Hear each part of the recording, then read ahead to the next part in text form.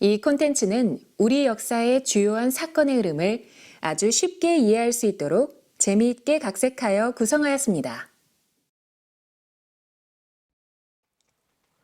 1904년, 드디어 러시아와 일본이 전쟁을 시작합니다.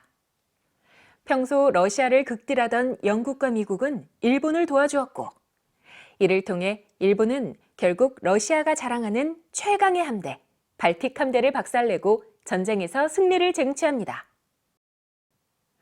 전쟁이 끝나자마자 일본은 대한제국 지배의 야욕을 대놓고 드러내고 그 중심 인물인 이토 히로부미가 한반도에 등장합니다.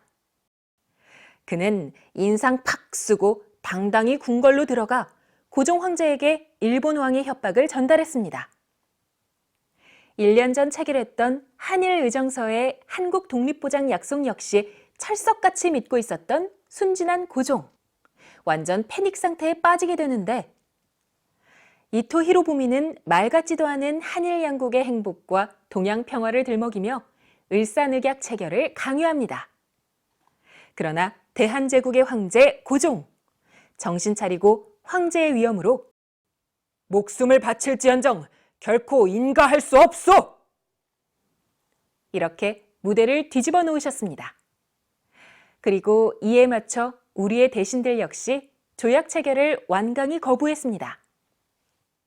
화가 머리끝까지 난 이토 히로부미, 궁궐을 일본군으로 포위하고 황제와 대신 모두를 참석시켜 험악한 분위기의 회의를 열어버립니다. 일본의 무력 앞에 모두 이토 눈치만 보던 상황. 이때 학부 대신 이완용이 정적을 깨고 한마디를 시작합니다. 잠깐! 이완용 그는 누구인가? 한반도에서 미국이 잘 나갈 땐 친미파, 러시아가 잘 나갈 땐 친러파. 한마디로 강자에게 빌붙는 기회주의자이자 민족 반역자놈으로 한다는 말이 이토가 가져온 을사늑약은 도저히 물을 수 없는 상황이니 우리에게 유리하도록 수정만 잘하면 된다고 말인지 방구인지를 해버립니다. 하지만 수정이고 뭐고 도저히 이 말도 안 되는 조약을 받아들일 수 없었던 고종. 마지막 방책으로 이 조약을 황제가 인정하는 상황만은 모면하고자 멀쩡하던 몸이 갑자기 아프다며 급히 자리를 피합니다. 하지만 웬걸? 이토, 어차피 고종이 중요하지 않았습니다. 조약 체결만이 목적이었기에 오히려 황제 없이 더 맘 편히 대신들을 불러놓고 조약의 수정과 체결을 강요합니다.